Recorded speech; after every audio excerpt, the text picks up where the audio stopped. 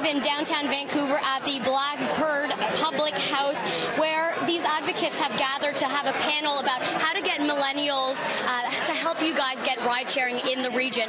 Why now? We've been talking about ride-sharing for a very long time. Why are we talking about this now and having a panel tonight? Well, tonight represents a great opportunity to engage the millennials of the next generation of leadership in the Lower Mainland's business community, who are precisely the demographic who have been traveling around the world and using Uber and Lyft and other ride-sharing options, but then come home and they can't use it here. So it's an opportunity to engage them in a thoughtful, non-threatening way on an important policy discussion that actually affects them. And John Horgan did say he's working on it. It's going to happen. He's saying this does take time and it won't come until probably the fall of 2019. What's your response to that? Well, I'm encouraged by the fact that Premier Horgan is going to be introducing some legislation next week. We released a framework of exactly what needs to be done, the recipe, if you will, in February of 2016 with the very specific steps that need to be taken to bring ride-sharing to British Columbia. So we'll be watching very carefully to see that each and every one of those elements are included in the legislation next week, and we'll be the first ones cheering if he does, and the first one's fairly critical if there's anything missing. And you do have a little bit of experience in this. Do you think it could get done faster? Well, you're right. As a former cabinet minister of the government, this legislation can get passed in as quickly as 3 days if they want it to. The Premier said maybe 2 weeks.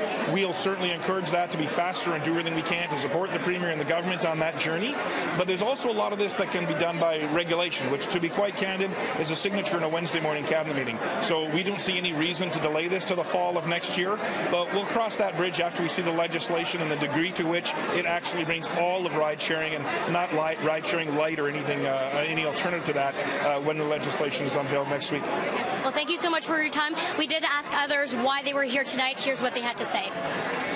I think having more options is always better for British Columbians, and especially late at night when you're trying to get home from the bar, or early in the morning when you're trying to get to an airport or you're trying to get to your job. One of the things that's really important to me is that I have more options as a person who lives within the city. A lot of times I've had struggles, especially at night, trying to get home from the downtown core. I just think it's really time that we add it to BC and then add it to places like Vancouver and Whistler.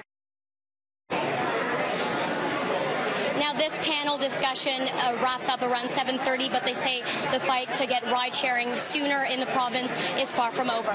Live in downtown Vancouver, Isabelle Raghem for City News.